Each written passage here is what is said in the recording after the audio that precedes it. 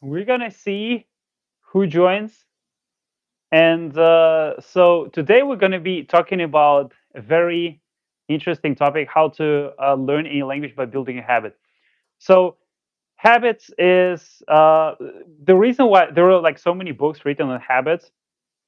But before I jump into the habit stuff, David, could you just introduce yourself and talk a little bit about your story, and then we'll talk about the habit and why it's important to learn any language in 68 days.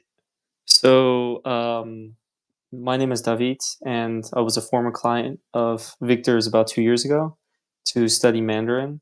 I guess the reason we want to talk about habits is because I was probably one of the worst students when I when I first started with habits. Like it took me months to build that habit of studying, and then once I got rolling after 2 years, I was able to go to Taiwan, and then I was able to go to Harbin, and but I guess it was almost 18 months or 19 months after starting. I was like talking with real estate agents, renting an apartment in China, like setting up a bank account, like all this crazy stuff that you need to do. So the skill really went up, but I was probably, I mean, I wish we just talked about one of your clients now. Is it Mm. Sebastian? No. Anyways, The the you mean like from not Chris from just Chris, now? yeah, Yeah, from Christopher, just a while sorry, ago. Yeah. Christopher. He's like phenomenal. I wish I could do that. Like in the first month, just build that crazy habit. And Mm. instead, it took me like 6 months to finally get serious about it, like get consistent, start getting into that habit of studying every single day and doing all the homework, and then things started taking off. So I guess we're talking Yeah. about habits because it was like you can really waste a lot of time, like I did, without a good habit. Exactly. Yeah. So the interesting thing about your story and just like and it and my story as well is just you don't have to be perfect to learn the language. Because with languages, it's like you reach the point of no return once you start learning, and then you just, yeah, you might slack off, you might take a pause, but once you get back to it, you just, yeah, you have to like relearn, kind of not relearn, but review what you've learned, and you might even spend a month or two on it, but then you get back Yeah, to it, and exactly. yeah, it slows you down, but it doesn't mean it does not cancel your progress. Yeah, the reason why people are progressing faster now is because of the materials. Just like they have these video recordings, they watch them all the time, and they have this tracking stuff. They know like what to do, right? So yeah, so I also yeah, think that it's your program. You've significantly improved, like you've really polished, you've evolved yeah, as the yeah, program, like you're really on top of it, and you know all of the, like I was kind of you already know how these people are gonna fuck up, like, oh, they're gonna yeah, miss this, they're gonna miss that. So the guys, yeah, you anticipated. It's yeah, I mean, really, really impressed, man. You've really like tightened up the yeah. all of the loops in that process. Yeah, thank you. So one thing I wanted to say is also like I like the like Alex Hormozy said. He said he had this. I saw a very short video, and he said it's not about the program. It's kind of about you. You know, it's like you can make even a shitty program work. Kind of, and people are like, oh, should I just enroll into that program, or should I do this or that, or should I buy that course? And people sometimes ask me, should I buy? Like people ask me, like, should they? They enroll to my program, and they tell me like should I take university classes like for Chinese or Korean? I'm like, you should do both. You should do all of that. This is what I Yeah. did. You should do both. You should do all of it. So and people are like should just choose and say like, but I chose this program and that you should do all. You should try all of them. I have this also like Spanish people learning Spanish and they asked me like, teacher, should I get that website? And I heard about the website. No, that's it's a really good. I should, of course. I say like, of course you should. The only thing I don't recommend is people like time wasters like Duolingo or some, like video. Not video courses are okay, but they just don't think that they will just make you speak the language or learn it. So I think that there's that like I've never heard people talk about this, but with language learning, your real core, if you had to summarize the goal in the core, was like you want to get to that. You want to build a new personality in your head that speaks in that language.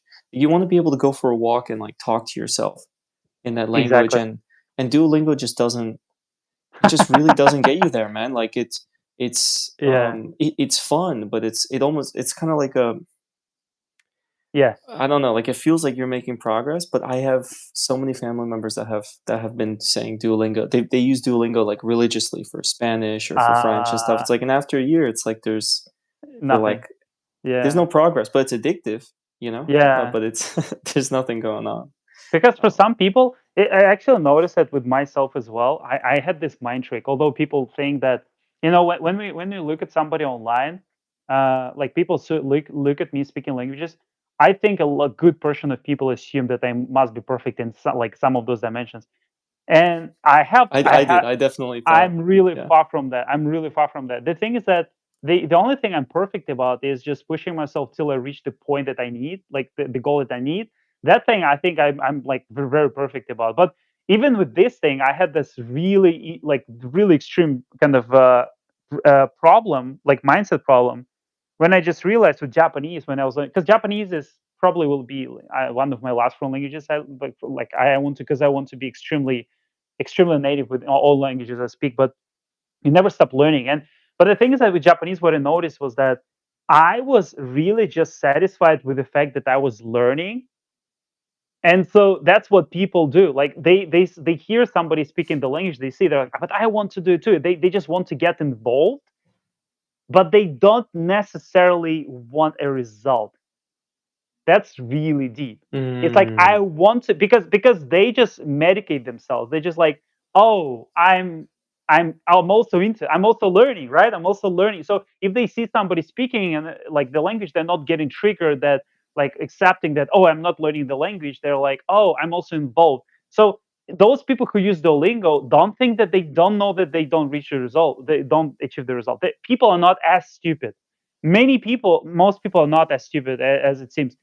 It's really just that they are not they're into this mind kind of like a mindset loop where they think that they're learning, and that's good enough for them to just medicate the lack of progress in like in their life or in their skills and stuff like this. So if you actually get serious about it and it's like, I want to speak so badly, Victor, please, do you really think you'll use that Duolingo app? I don't think so. Like this Chris guy, if you look at Mm. him, he's like, no, man. He use the lingo. He's like, Victor, when can I speak? When can I speak? When can I speak? When can I speak? I'm like, hold on. You're on textbook one. You're finishing textbook one. When can I speak? And it's like Colin. It's like Duolingo, man. Like they will surpass that so quickly. And the reason why, Yeah, so yeah, we don't have to like judge people. Say, hey, are you stupid? You think Duolingo will teach you the language? No, I wasn't to that, but it's like it's not. It's just people just want to be involved. That's it. Like they just want to be into it. There's like, I'm also learning. I'm also okay. I'm also working on myself, but they're I not into it for results. I listened to Duolingo's CEO on a podcast interview recently. He was interviewed, and he said he was like, "We take what it would." He's basically says what Duolingo does is it takes something that it would take somebody like 10 minutes to seriously learn, and we teach it to them over 2 hours. That's Yeah, basically all they're doing, like this time expansion that they yeah. do.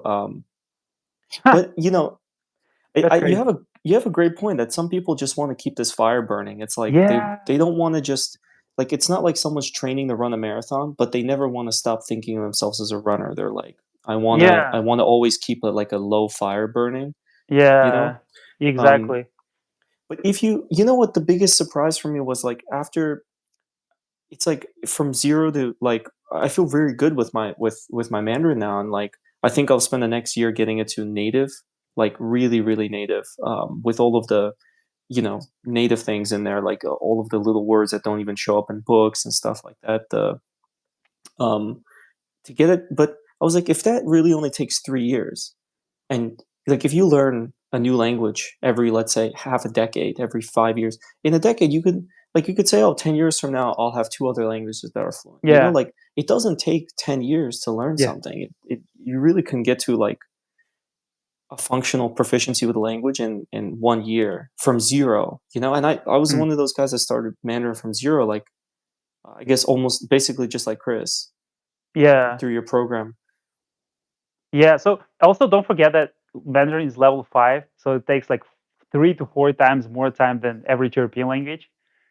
So Mm. so yeah, it's like you said 3 years, but if you take European languages, you could learn one language a year. like to Yeah. intermediate, more advanced levels. It started Yeah. making sense how those guys like, there's that guy who played, Saruman in Lord of the Rings. He's like one of the most famous, actors in the world, but he has this interesting life where he even met Tolkien. I don't know if you're a Lord of the Rings fan, but Mm, I am. But he, um, he, was knighted and all this stuff, but he also spoke like 9 languages. And I used to mm, read about these like mm, European great men, like how do they speak like 7, 8, 9 languages, you know? mm. It's like I think actually it's starting to click now that they have enough relation between the cross language that you can learn one in a year. At least get to a fluent level of it. If you speak French, you can learn Italian like pretty quickly. That kind of Yeah. thing. It's crazy because like I myself, if I think I'm like, oh, if I want to hack the system and just add the numbers of languages that I speak, because I saw like I think the very first polyglot, this word I didn't know like as much. The very first polyglot I saw online in Russia, I think, like when I was just like, using Russian YouTube and Russians, I remember this guy. It's like there's something off with this guy. It's like I don't know, something off, and it's just like check the list of languages that he speaks, and I think he's either Russian or Belarusian or Ukrainian, but it was like Russian, Belarusian, Ukrainian, Polish. It's like all the same language. It's like the different versions of the same language. So it's like they're so close. So if I listen to Polish, I can understand so much stuff. And it's like, and if I want to cheat the system and be like, hey, I speak, let's say like 8 languages, I would be learning Belarusian, Ukrainian, and like Polish. So it's crazy. And yeah, and by the way, this myth of picking up languages naturally just through speaking or through listening, it actually just comes from real life, of like real life situations when people learn those languages kind of naturally when living close to those countries, having uh, significant similarities between languages.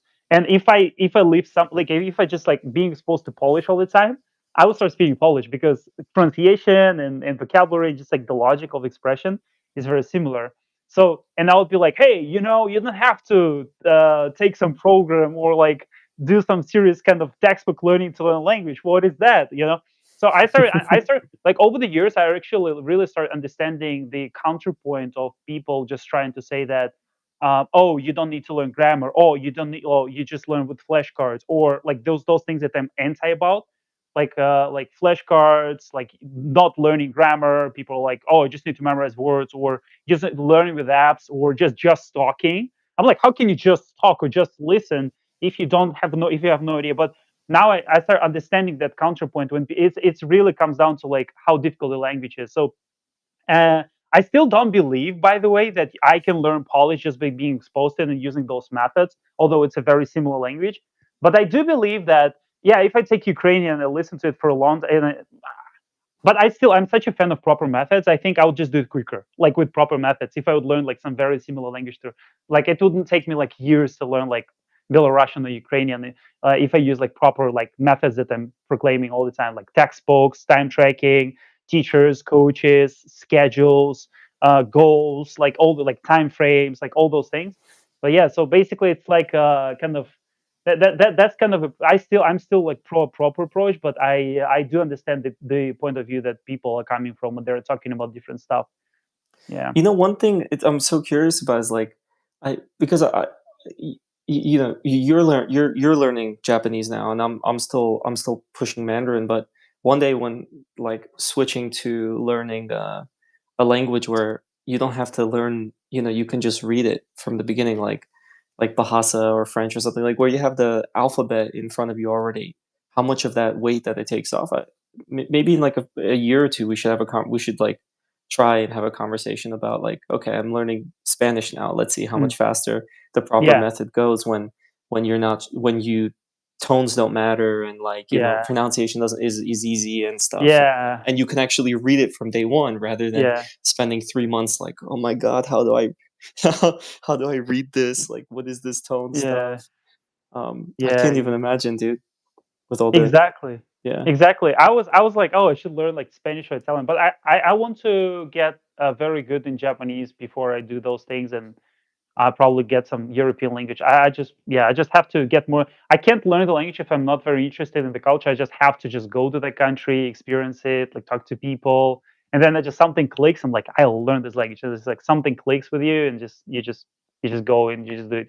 So it's really the motivation thing. But yeah, I will just yeah. Today we'll be just talking about the 15 minutes in. We'll be talking about the building a habit for learning a language. What is? I would just like to start with this notion that why is it 68 days? So basically, the recent research, probably like 10 years, 15 years ago, from University College London. It says that you should have at least 66 days to build the simplest habit. I think as far as I remember, they have like different time frames. 66 is like the lowest, like the simplest time frame, but they have longest time frame.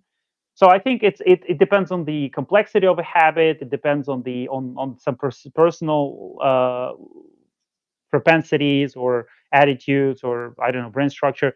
Also depends on the task that you're doing. But generally what the method that we are using right now is based on is basically in 68 days you can build a habit for learning a foreign language.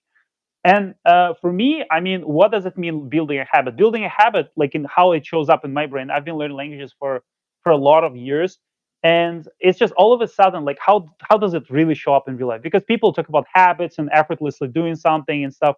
It does not come to you as effortless as people think. Like you should always take an effort to learn. It's not like some magic pill. But what's good about building a habit? What I personally experienced is that since you build a routine of learning and you learn how to get rewarded for your learning. Basically, every time you learn, you do some certain things that we're going to be talking about, and this kind of positive loop keeps you going because you scroll through the feed, you watch YouTube videos, you do all kinds of activities that bring you pleasure or satisfaction because you just feel fulfilled about them, right? So you open your phone, it's a habit. Like you do a lot of things in your day are just completely, you don't even realize that you're doing them just because they're just a part of your habit. So when it comes to building habits, which are actually harder to build, like which are related to your self development, becoming a better person. So you can build a reading habit, a language learning habit, exercise habit, like all those things. What it what like the process of building habits is related to actually the thing which is called craving. My girlfriend sent us 1001. They come you that hate. Something that hate. So Thank basically you, Tayi. our so basically our um it's gonna be cut me a little bit like this. So yeah, building a habit, it has a process. So you can check out a lot of books on it, like the most popular books. But one of the things that just stands, like, just I remember that it's called craving.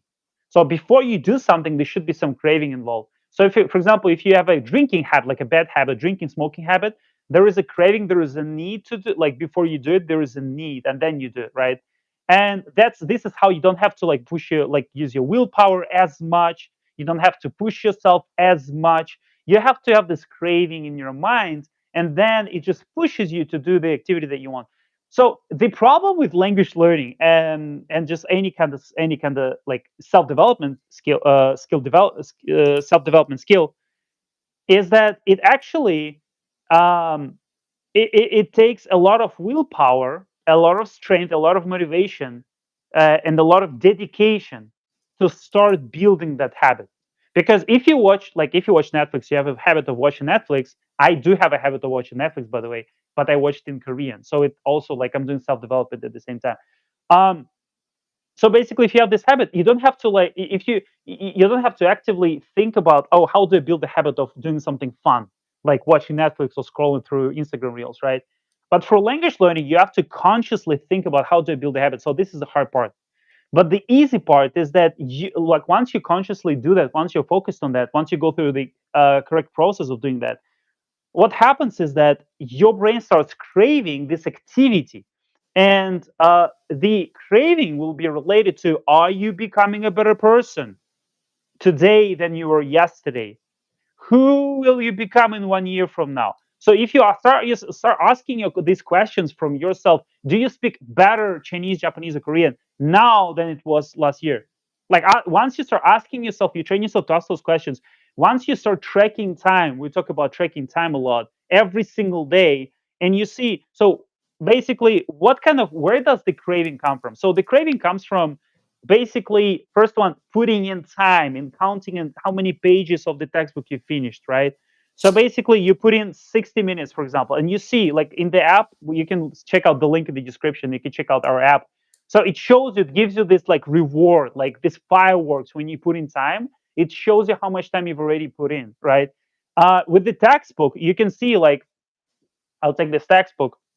With this textbook, like what I get high of, like what I get craving from, is that I know that I'll go to Japan actually probably like in a month from now, and I did Genki fully, but I'm redoing it now again, and I have this much left from this text. Not sorry, not this much. I have this much left from this textbook, just like this tiny piece, just a little bit of reading. Just that's like 20 to 30 pages. And once I finish this one, I can take it and say I finished it, and it's completely correlated with my proficiency, like 100%. So I track my time, I track my pages. I ask myself. Let's sum up what I just said. What I just said, craving, right? So first thing is I ask myself, am I a better person than I was yesterday? Does Netflix make me a better person? If you watch Netflix, you have this habit of like doing something else that does not make you a better person tomorrow. Well, just think about it. Just repeat it to yourself. Like, is it that does it make you better? Just reprogram your mind, right? Once you start reading books or going through textbooks to learn languages, ask yourself, how can I reward myself for doing this task? Remind yourself, I became a better person by doing this textbook today, right? So I became a better person. Next thing, what you do is that you track your time, right? So you write down how much time you spend on learning with the textbook. Next thing, what you do is that you count pages. So three things: affirmations. We have it in the app already. So affirmations. Next one is time. Time.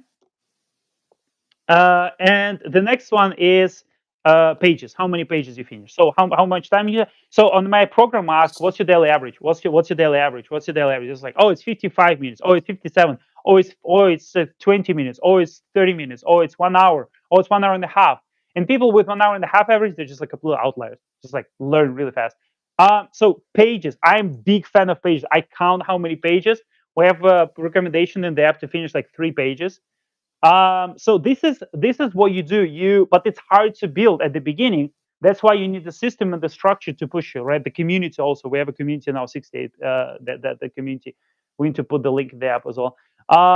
So basically, every single Good day point. you see other people go through it, right? Other people go through it, and then you're like, oh, this person already studied today, but I didn't study. What about? So this creates craving. This kind of thing pushes you, and yes, you need to use some willpower at the beginning. It's not, there is no gain without pain. This one is a skill that just changes your life so much that you're just it's life transforming. By the way, for all of you guys, you're like, it's hard for me. It's hard for me to do. It's hard for me to learn the language. You don't want it to be easy, because if it's easy, everybody can do it, and it's not a skill that you can Yeah. distinguish yourself with anymore. Like it's nothing. Like for example, like we're building AI right now. David is the god of language AI.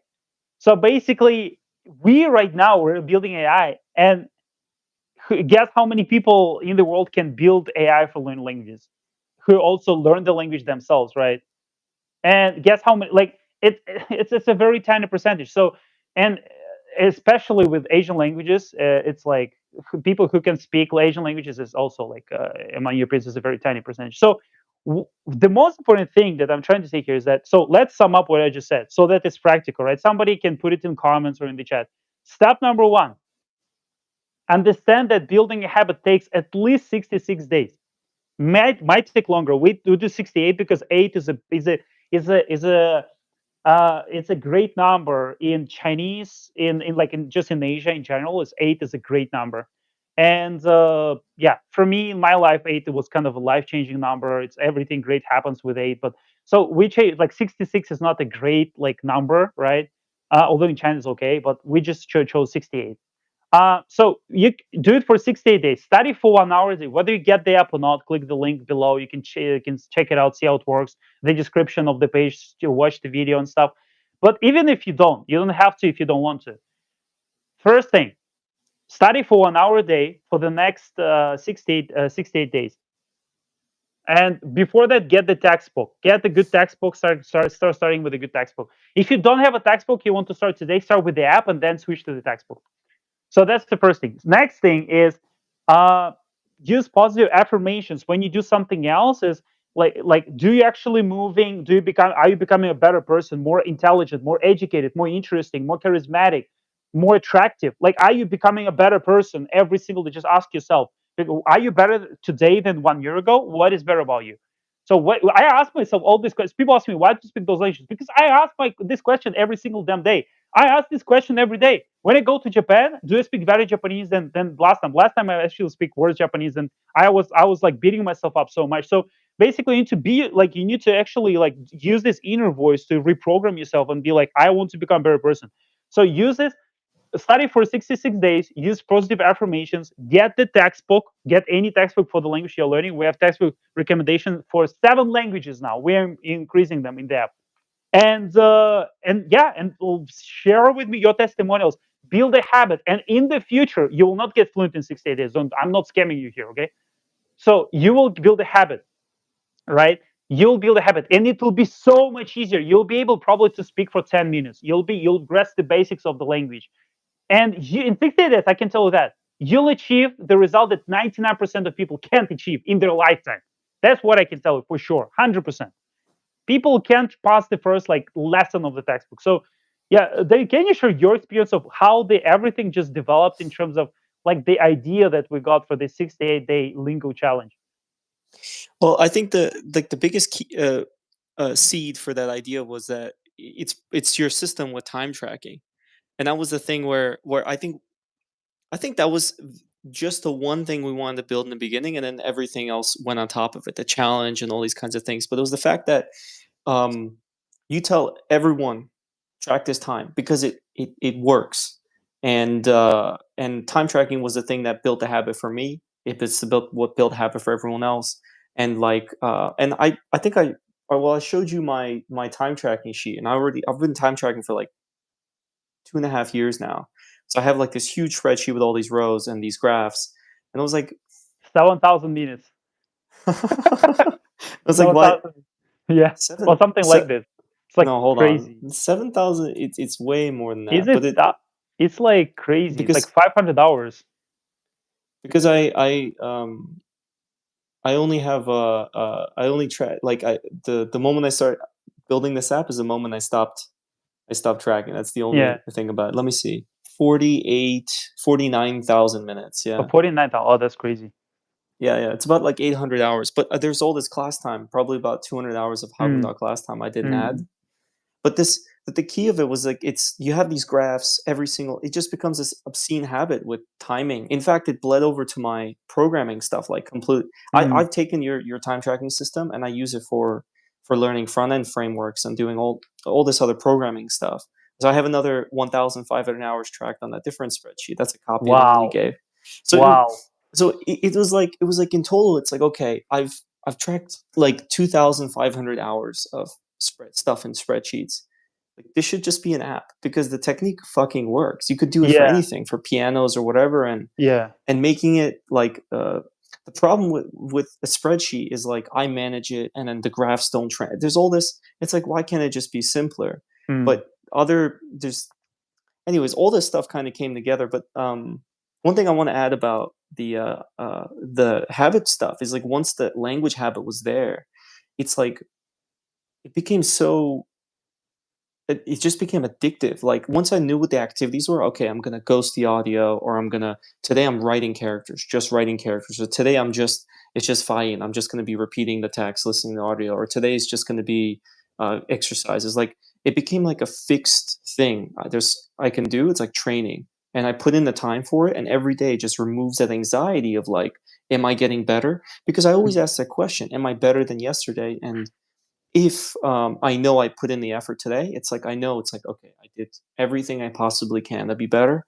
I can like take a breath, and it just feels so much better to be on the other side of that hump because like I know I need to do it. I love doing it, and Mm. every time there's no other feeling better than it in the whole world. Like of like improving, and the textbooks add this physical progress. You know, it's like when like I have a stack of textbooks I look at all the time with like like Yeah. that's in my brain now. You know, Yeah. it's It's like like a that's reward. It's like a prize that yeah, you get. Yeah, exactly.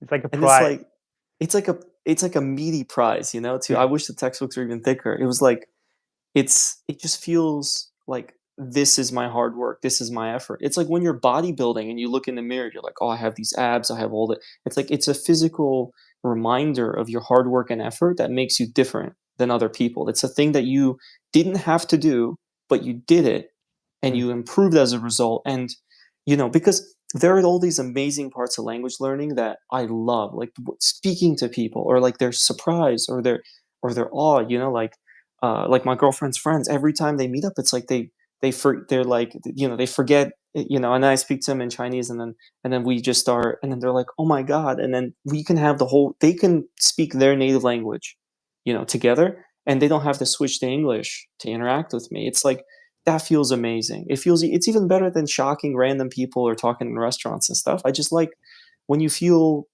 people understand you, appreciate you, and then all this cool stuff that comes from like understanding languages where you see it's like I always had the feeling about this with Russian people where when they speak English that they don't actually say what like 100% of what they're thinking. They only navigate some things into English, you know, like they cut little parts. And that theory was proven with Asian speakers, like with Chinese, they basically like 99% of what they would say in Chinese, they only say about like 30% of it in English, you know, only the appropriate stuff related to work or school. So if you really want to connect with people and like understand how they think and how they view the world and how they are at their fundamental, you have to speak their language. And that's also super, super rewarding. But all of these things are not it's not like a wake up in the morning and think, "Oh, man, like, wouldn't it be rewarding to do this?" And then I open the book to do it. It's like, no, Mm. I lean on the habits because Yeah. it's sometimes the motivation is there, sometimes it's not, but Yeah. it's the fucking habit that's sorry, it's the habit that's the key Mm. to, like, because it just even when I don't feel like it, once I have the habit, the hardest part is like, all right, I'm gonna just put the book in my hands and open the first page, and then the Mm. habit kicks on. Just like when you know, like just like when you eat, you don't think about which hand to put the fork in, or when you brush your teeth, or when you like you know shave or something. Like it's Mm. just automatic. It's like, oh, I'm just gonna go through the motions. And here's the thing that I've learned over time about discipline is that like there are two kinds of people in the world. There's a kind of people that say, I need to feel like doing it to do it.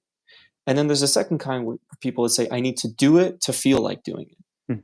And once I discovered this and you start to see this, is that like we actually, our feelings always follow our actions. Mm. It's like you can wake up in the morning, you had a bad dream, you don't feel like doing anything.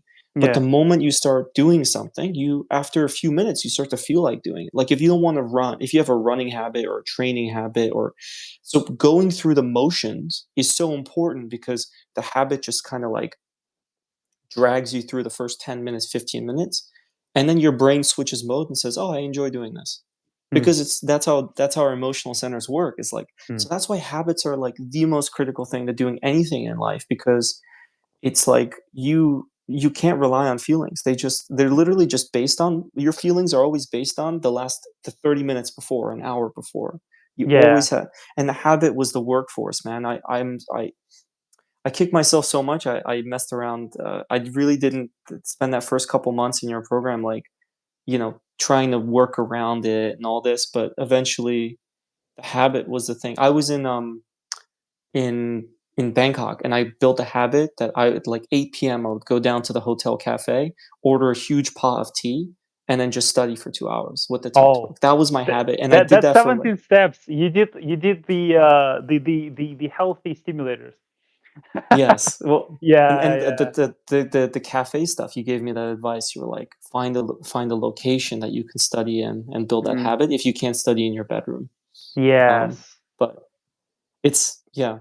Anyways, man, I could talk forever about this. I'm sorry, I just get so excited, but No, your program really like like has great it, principles and they're embodied in the app. You know, that's what we wanted to yeah. bring to people. Yeah, yeah. So it's amazing, man. Like listening to your story because first of all, it's not easy, right? It's just that people think that, like I said, I keep quoting the Harmozy. He said like, oh, you should make the program work, right? It's not that the program should work for you. It's you should make. It's like with the app that we're doing now. Like you should make the app work. It's not the app should make it for you.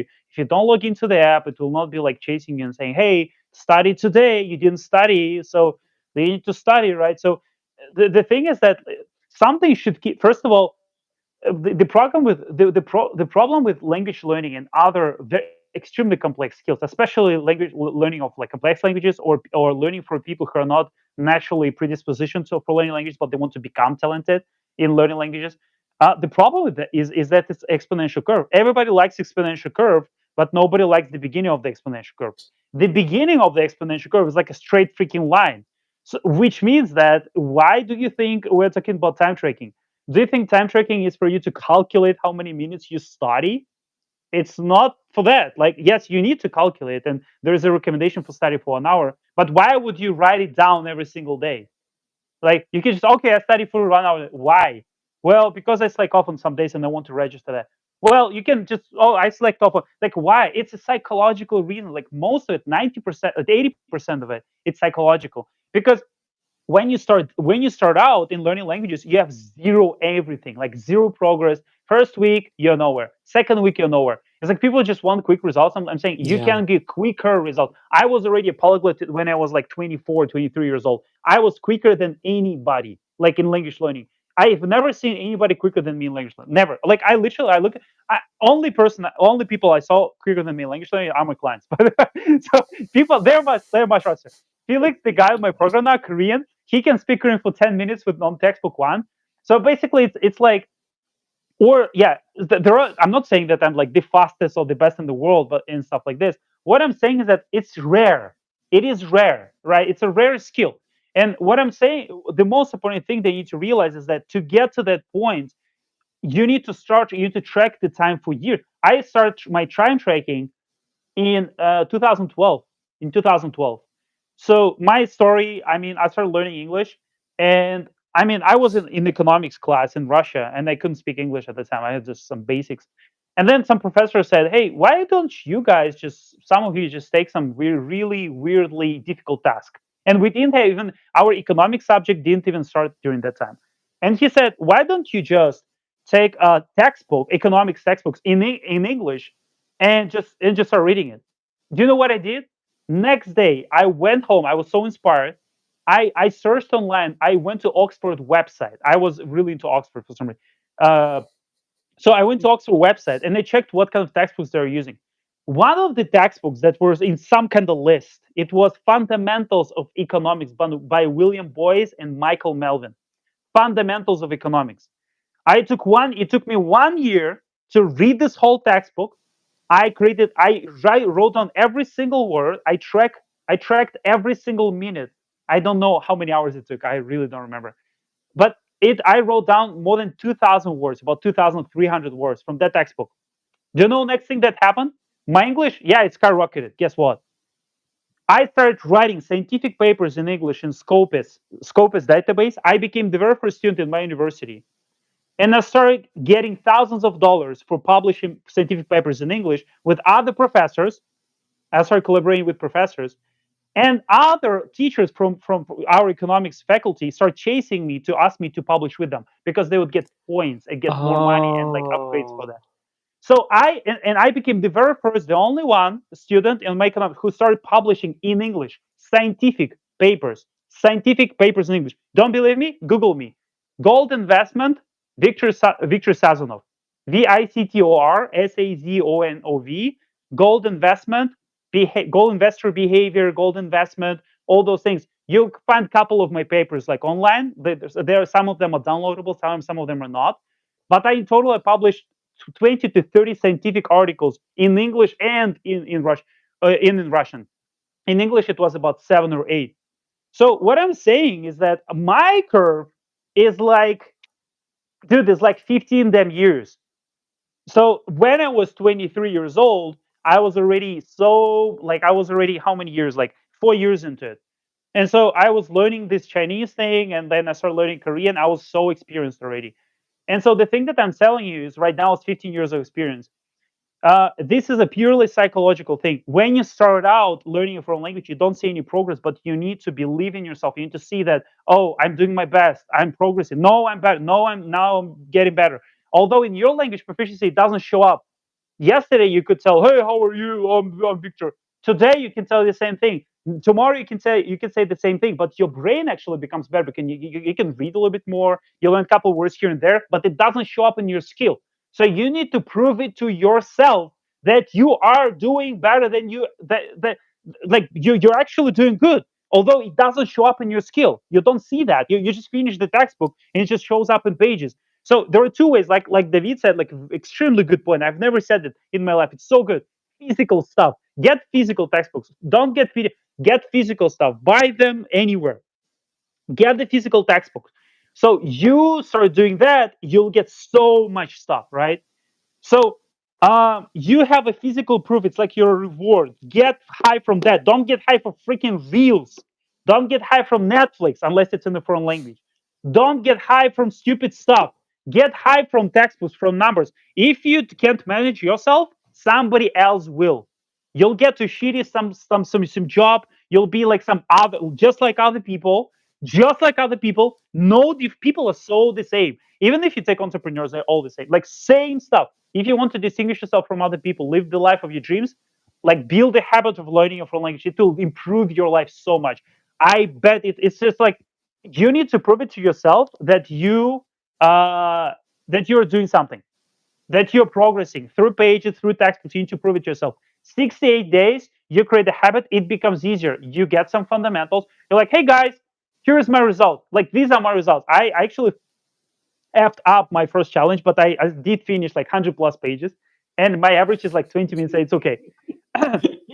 But it's great. I'm relying to the next challenge. Guess what? I finished 100 plus pages. It's great. I'm satisfied. 100 like You're 40. I was surprised. I looked yeah. at it. I was just like, what the fuck? What do you like, I'm damn, resumed. you This really textbook chunk, it's yeah. not very easy, but it's Mm. easier. It's easy for me. So I'm moving to advanced one. I'm going to be very slow. But the thing is that I will be like, hey guys, I finished my challenge, 68 days. So here's what I want from all of you, for all of you. So you'll be like, hey, Victor, I finished my challenge. I wasn't perfect. Maybe I didn't study 1 hour a day, but I studied for 30 minutes a day. And I finished, let's say, 100 pages or 150 pages, half of the textbook. I can say this, and this. And I build a habit for learning. Now I feel so excited. I can't stop. So that's the thing that you guys need to do. You need to stop using that bullshit thing that you're using now. Drop the Duolingo. Drop the freaking, like, whatever, like the video course. Start with proper methods, proper techniques. Watch all my live streams for learning Chinese, Korean, Japanese, other languages. Get the series of textbooks, study for 1 hour a day, track every single day for 68 days. And like I said, like I've been learning for languages for 15 years. I started speaking English. Have I been to any English speaking country? I've never been to any freaking English speaking country in my whole damn life. You tell me, right? So I've never, like, I've been vlogging in English for so many years. People are like, but you have an accent. But people who comment on the accent, their accent sounds like this. They talk about my accent, but they sound like this. So yeah, hold on. Like I'm not the worst, right? I'm not the worst case. I'm not the perfect, but not the worst, right? But people are like, but you have an accent, but he has not. How can you not have an accent? It's impossible. Like unless you live in the country for 20 years, even people who live like in the country for 20 years, they still have an accent. It's kind of crazy. Um, but yeah, that's the thing, right? So the thing is that you need to prove it to yourself that you're on the right track to success. You need to learn the language, and some of you guys will, like 5%ers. You'll take this live stream, you'll watch it till the end, and be like, you know what Victor says makes sense, right? I'll try, and David proves it, and so many people prove it too. So you'll be like, okay, like I'll try it. I'll try it for the next 68 days, and then it will just work. Click the link in the description. Check out the app. It's the best investment you can do. Do it for 68 days and see whether it works or not. Try it. It's a couple Starbucks coffees. Like try it. Cancel your freaking Netflix. Try this instead. Try this instead. Do this. We're also building AI, it can talk to you. So if you enroll, probably you'll be one of the first ones to get some bonus time. But basically, it's the best thing that you can do. Really, try this. It's the most proof thing, and it's the best thing. Really, like build a habit, uh, build your time, track how much time you actually study. By the way, we have a free group. I'm not sure whether you can put the link here or not, but we have an absolutely free group for a 68 days, 68-day challenge. Whether you get an app or not, it's up to you. But we do have a free group. You can enroll to a challenge. You can try it. You can do it together. You can share with everybody. It's absolutely free. So it's like 68 days. You can track it. You can share with me. You can see my posts. It's. I don't remember. I can't put the link here. I'll probably like put it later. But yeah, so David, what can you tell us like about your experience? Like comments on everything that I just said, or is like your experience is just like dropping out and like getting back to it again, and just like losing motivation and getting motivation again. Because I know that you went through this a lot of ups and downs. What I like about your story is like it's not perfect, so that like some people are like, "Hey, I finished one textbook a month on Victor's program." Everybody's like, "What?" It's so hard, right? But your story is very realistic. It's like you like it's actually like mine, absolutely. Like I was dropping out so much in my language learning. So can you tell us a little bit about that? Yeah, yeah. I mean, I look at you have some clients that are like, machines, they'll just sit there. But it's not my story. And it's never been like I've never even anything I've ever done, I've never been like perfect about it. And specifically with language learning, there were so many periods that just like took time off or it just disappeared. But what's perfect about like 68 days is like it's basically 2 months, and 2 months is enough. Like I can commit to something for 2 months.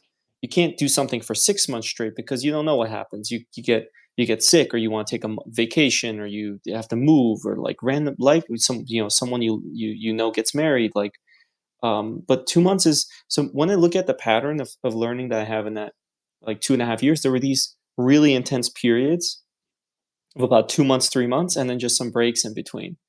And even during the breaks, I noticed that I improved. Like the mind would rest a little bit, and then it would just, do some background synthesis of everything I learned and come back. But but slowly, but it was during those intense sprints with the habits where um, intense sprints of studying where like I made huge leaps of progress.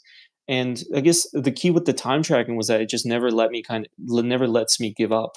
Like I can't. I always think about like, oh, there's all this. After a while, even beyond the exponential progress, there's accumulated effort of this thing, and it's like, oh, I want to keep adding to it. I want to see Mm. how far I can push it. What the thing that you said that resonated most with me is like that flat line at the very Yeah, beginning of the yeah. exponential progress. Like I was thinking, I was like, what else works that way? But it's like almost most things, like for example, weight loss. If you need to lose 100 pounds, the moment you lose 20 pounds, you start to notice. So you immediately get feedback. But language learning is not like that. It's like you will spend months in the beginning frustrated with like spent months like man, like 8 months in your or 6 months or 7 months in your program, I was like, oh my God, like all I'm doing is sitting with this textbook and studying, but like I still when they speak too fast, I don't understand. And I was hanging out with some Chinese friends, and like they would like speak to me, and I get so frustrated when I can't even like I'm like, I don't know what you said, or maybe I heard one word.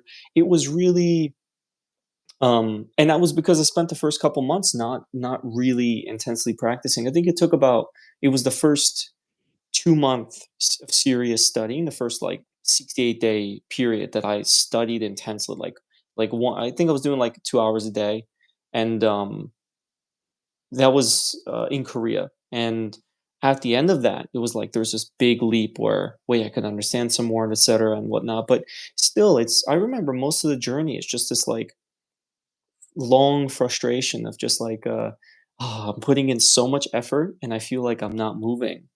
But the reality is I was moving, and I'm laying Mm. important neural groundwork, like in the wiring of the neural circuitry for understanding words, for understanding tones, for picking up contexts.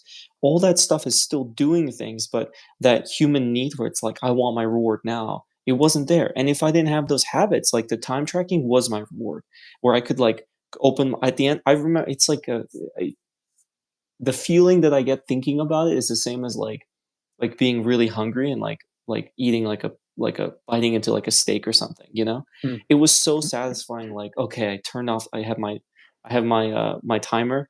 I like mm. stop my stopwatch. I stop my stopwatch and I get to open the spreadsheet and I click enter and like, 72 minutes, hit enter and I can close it. Like that felt was like, okay, I did something. And that like whole thing got me through that flat line period.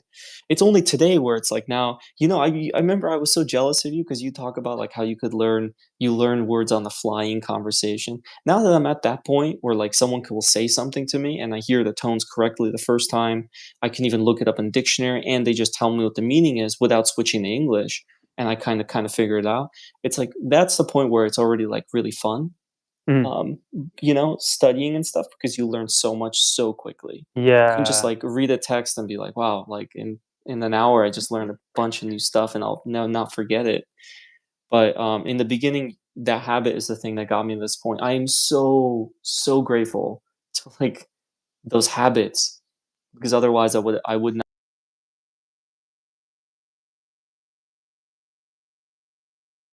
Oh, the internet kind of frozen, I think. Oh, it's okay now. Okay, now it's great. It's great now. Yeah. Okay, let's see. Let's see. The internet should stabilize. Okay. So yeah, awesome. Let's take some questions from audience, guys. Because it's not pre-recorded. There was a good question someone asked. Oh, I really? wanted to answer. Yeah, I think Medozaki said, "Can we just learn tones by listening without knowing the tones? Some instructors advise us not to learn tones. What do you think Hmm. about that?" Uh, I don't know who instructed you not to learn tones. So first of all, like how my Chinese program is structured right now, I'm working with the best teachers on the planet, basically, so that I personally learned from. Um, so I used to coach myself a lot, and I still coach sometimes. But the thing is that even you ask the best from of the best in the world, and they always say that that's nonsense. Like you need to learn radicals, 214 radicals. You need to learn tones. You need to translate each character in a word. Um, so like I completely disagree with that. Completely disagree. Some people even say that you can like some people like I literally had people like enroll into my program. They're like, I've been learning Chinese for 1 year. I was like, okay, so can I test you like to know like what group to place you in? They're like, oh, I only used Pinyin to learn learning. I was like, what the hell is that? So it's like really weird. Like and I'm like, what teachers did they use? It's crazy, man. Like, and yeah, it's teaching is also a great responsibility. Somebody who says that, I think it's really bad advice.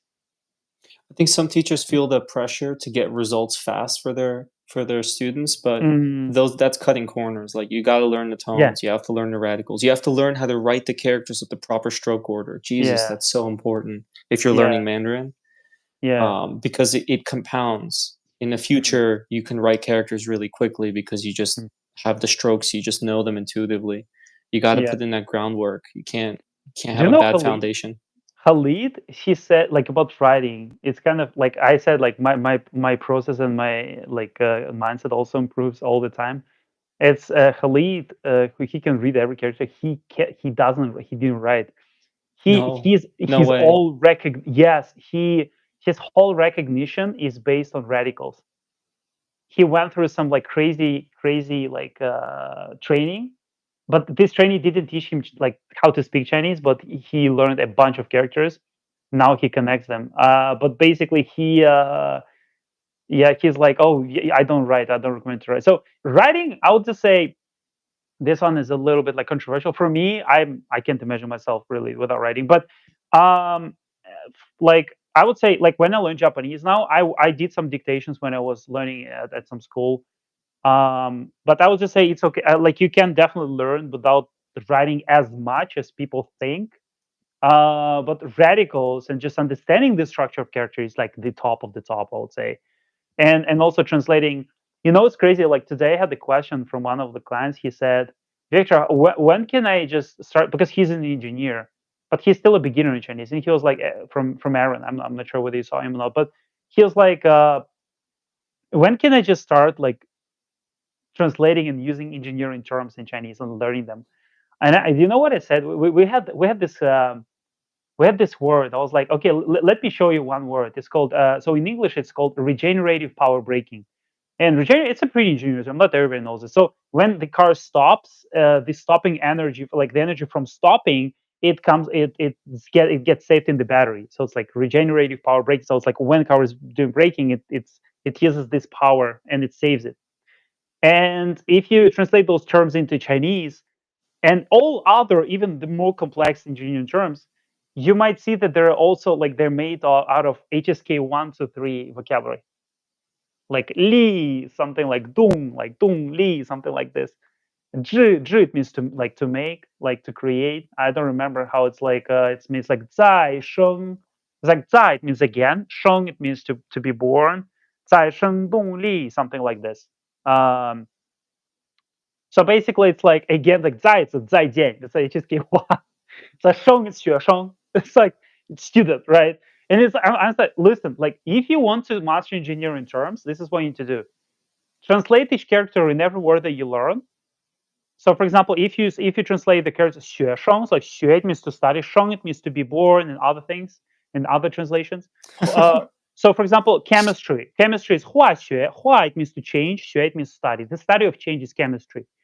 So, mathematics is 数学. 数 it means numbers or to Mm. count. 数, right? And the next one is 学 it means to study, right? That's So, pretty fun. That's pretty interesting. oh, dropped out. Oh, Dropped out. What did you say?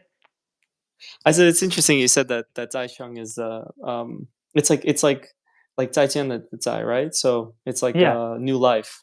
It means regenerative. Yeah, exactly. It, Yeah, it's pretty cool seeing. Yeah, it's pretty cool seeing those things like how they're yeah, the little building blocks. You can just remember it if you know the fundamentals really well. yeah. You can just See, remember. Oh somebody yeah, can. yeah. I cannot do it here. I'm not sure because I'm afraid that I'll close the live stream. If somebody can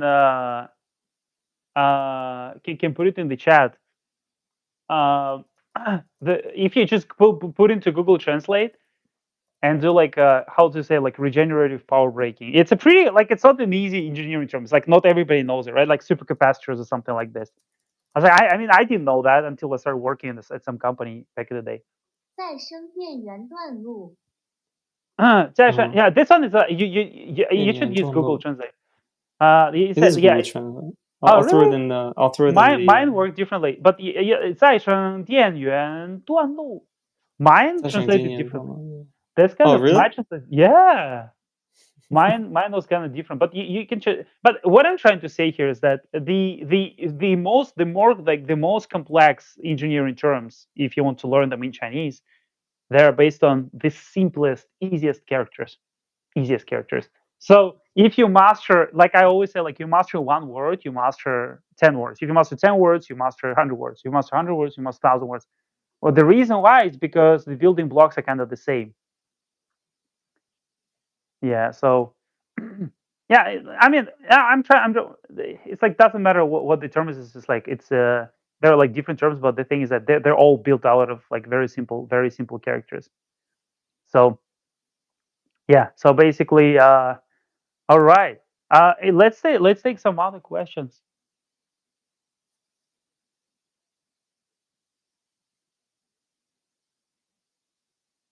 Somebody asked about politics.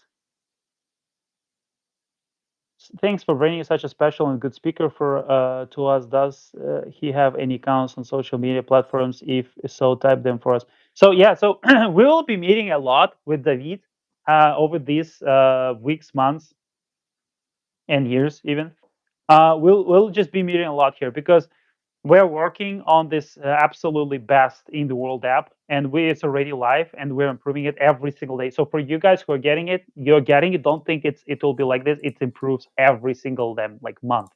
I open it and I'm like, people tell me, "Hey, Victor, we have this feature. Do you know it?" I'm like, "What? I haven't opened it for like 3 days, and it's already like new feature there." So it's the Ye best. who whichever of you end up getting the app, just remember, give feedback because your feedback, I read all of it. We have a big Slack channel, so anytime you type, it Mm. just pops up and it says what people said, what they want, like things that are broken, things ideas that they have. that stuff really goes in consideration and it shapes the product over time to make it better and better. Can people find you somewhere? Um, I guess my Twitter, my X is probably the most like the public profile I have. Mm. I could also use my Instagram. Can you put it in the chat? Instagram or X? Either one of those. Sure. Uh, I'm not sure whether the thing is that I'm looking at the chat and it seems like I can't type here. I'm not sure why. You can't on the mobile. I have to log in on the computer. Uh, oh, okay. It's YouTube stuff. Oh, okay. So can you type it? Sure. You should join the live stream to type it, I guess. Yeah, I did. I put my stuff there. Somebody asked how to learn kanji. So while David is putting his public profile here, so how to learn kanji. So the first step is 214 kanji radicals.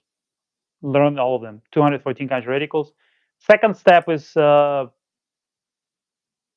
use textbooks. Use textbooks for learning. Genki 1, Genki 2, Quartet 1, Quartet 2. Genki, start with Genki 1, Genki 2. Read that, read, write, do everything. Okay, so all right. Oh, did you put it? I did. I thought it's there. Oh, really? It doesn't Unless it show got up. blocked. It got blocked. Okay, so we might just I might just put it in comments or in the description of this live stream after we finish. All right. So all right, guys. So let's take some couple questions. Couple questions from here.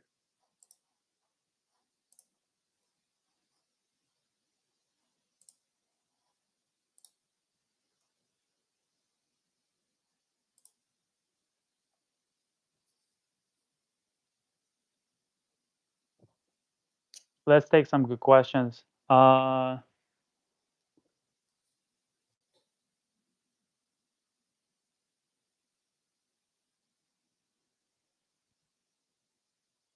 Yeah, handwriting. I mean, I'm not the best at that as well. Somebody said they're like not as good at handwriting. I mean, you become better as much like the more you write, the better you become.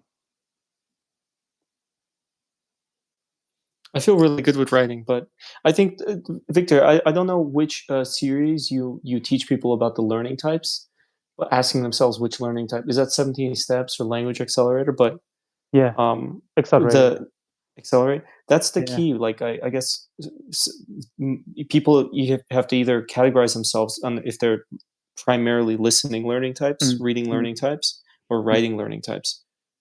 If I like, there's one of the rare categories is writing learning types, and that's me. So if you are a writing learning type, you should be writing. If mm. that's the best way you can remember stuff. Um, Yeah. So,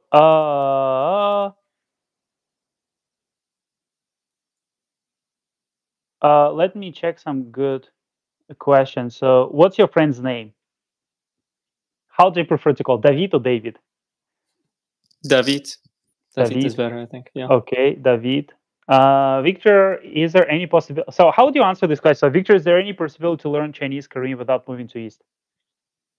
How would I answer it? Yeah. I think I reached a.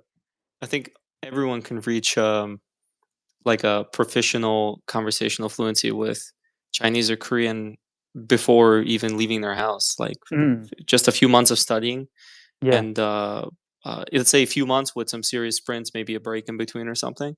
Mm, Yeah, I mean that's my story. Like by the time I landed in Harbin on the first day, you have to get a phone. You have to mm, go do registration with the local government. You have to get a bank account. You have to get an apartment. And on mm, the first day I landed, I was already had like three apartment tours mm, scheduled with real estate agents, and so they're texting you, they're sending you voice notes because everyone is in Dongbei there. I guess it's too cold to like type with your phone all the time, so they're uh, always like like sending you like all these messages, yeah. like random stuff. Yeah. Like you have to like understand it, hear it, and just from the first day, I was already on the ground running. So all Mm, the learning and training was abroad. With basically, it wasn't in the East. It was all of it was with a textbook, with a mm, teacher, mm. and the program. Yeah.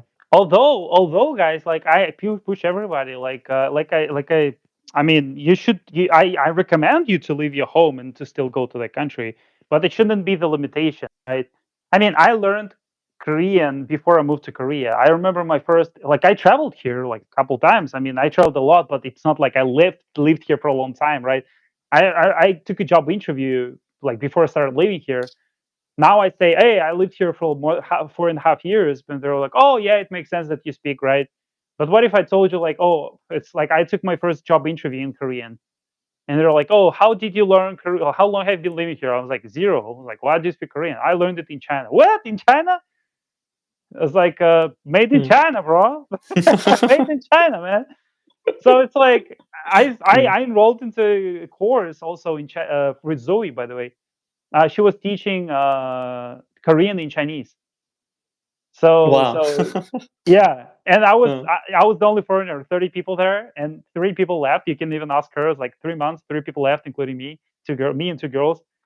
And it's like, I was like, I was learning. Remember, like we had this Yonsei textbook, and it was like the Korean word and Chinese translation, and I did it, I did it, man. After one semester in Hagunda, one semester. I wasn't like HSK Wow. 5 or fluent, or like I was actually conversation like really good, like pretty like close to fluent. I think probably even fluent, but I was still not enough. And it was after it was before the red textbook. It Mm. was even before the red text. So it's like before D-Bine. I was C-Bine. I finished C-Bine, and then I started You learning jumped straight into Korean. Korean. Wow. Yeah, and then I started learn to language at the same time, but it was a mistake. So it's not the perfect story. I forgot everything from that course, kind of forgot. But then I started learning Chinese again, and then I got back to Korean after a while, and then I just conquered it. But then, yeah, that's the thing. So it's like I think you mentioned a really good point here. It's not like you necessarily do something like 12 months straight. You actually do it in like mini sprints.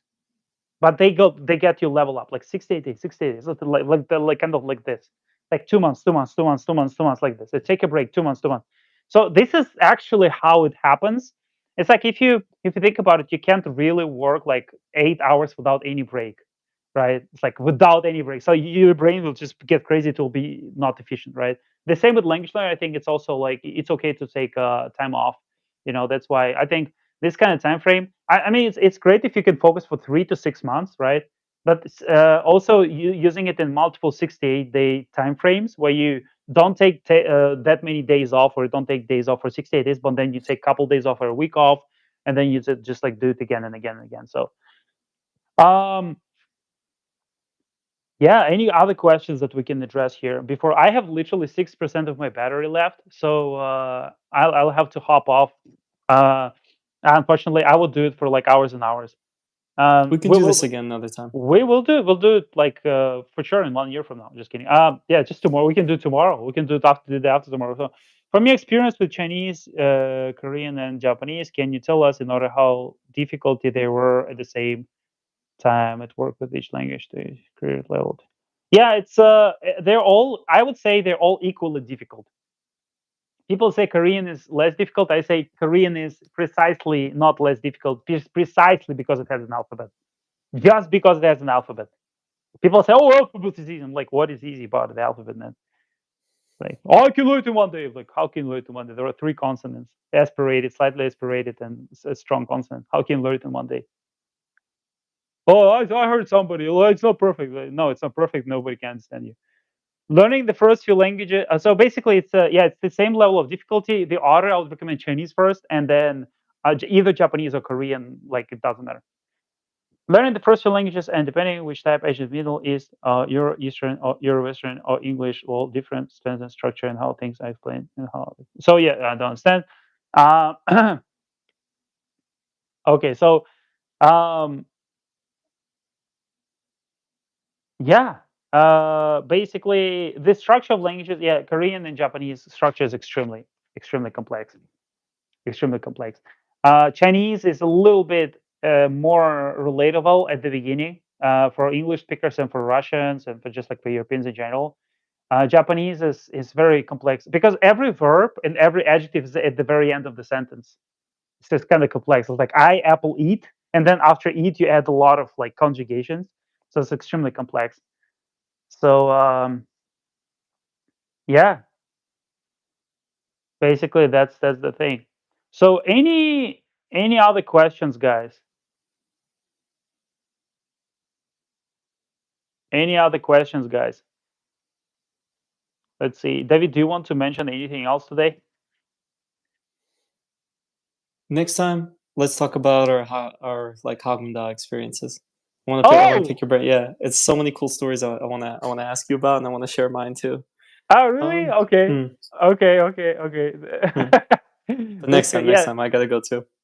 yeah, yeah, yeah. I have 5%. So the thing is that like with everything people said about not leaving their home, yeah, so you should always push yourself to still go to like if you can go to China, go to Taiwan. I don't care.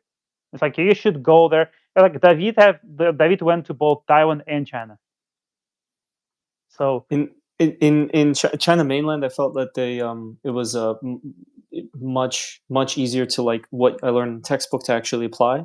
In the island in Taiwan, I was in the south in Kaohsiung, the Kaohsiung in English, uh, and like it was almost what they speak is a whole different language.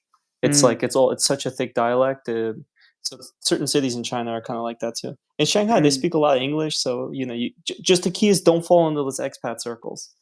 You know, those English Ah, speaking circles yeah, and yeah, stuff. The yeah, yeah, moment you yeah, land, yeah, yeah, yeah. So yeah, so it's like when you go to people are like, but you lived in China, that's why you speak. I'm like, do you really understand? Like, no, where do you speak Chinese in China? Okay, so I went like I first day in China, I went to hotel. I'm surrounded by all Russian students. I go to student center, get my some get. So when I get my visa in the police, like you said you went to police station to get we're all following people. We're all following people. Everybody was translating for us. Everybody was doing. So the documentation work was all figured out. I was just like following the orders. Then it's like next day you go to take a class. The only time you listen to Chinese is during the class. Then if classes are finished, where do you go? You go hang out with your classmates. Supposedly, I didn't do that, but yeah. I went out and I was hanging out with girls 24/7, dude. And also I went to like different dance studios and like learning how to dance for free. I was like, I was a freaking dancing superstar, like hanging out with girls. Just kidding. Yeah. So basically, I was a mini superstar. I was a tiny super. So yeah. So basically, I was just having so much fun, and I would be hanging. I would just go to like clubs and like this club's called Russian Size. It's like go there, just talk to people, and then this is when I also yeah and you basically you just go out and you talk to people. What do you think my classmates were doing during that time? They were all Speaking Russian, hanging out, going to cafes with Russians, going playing partying Russian. badminton, playing some mafia game like board games in Russians with Russians, always with Russians, only Russians, only Russians, Russians, Russians. Then the best that they could do is that they could practice English. They could find people like you. So they was like, oh, who is my American friend? So I speak English. So they would be like practicing the best that they could do. So and I was there for 3 years. For 3 years, I literally saw just I think one or two, I think to maximum two people but their Chinese was very impressive, and their I could hear that they never speak anything except for Chinese 24/7.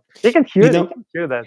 when I was at Haagen-Dazs, I met this when I went from CGIE to D-Ban, the D class. I met this English guy, and what he would say to he started me and him started talking because his Chinese is very good, like his Koyu is very fluent, and so we were like the best in terms of fluency in the language in the class, you know.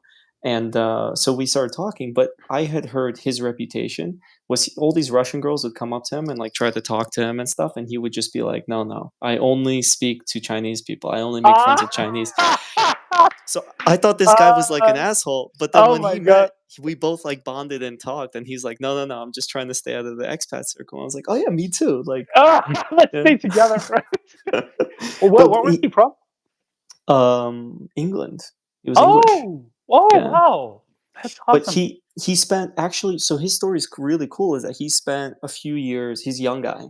he spent a few years in England reaching like a fluency in Mhm. Mandarin. So I don't know what his studying method was like, but he was like conversationally based, like learning, Mm. listening, talking to people. He had lots of Chinese friends, and he Mm. reached that level. And then he came out to then he Oh. finally got a visa because he wanted to travel across China, see all the sites.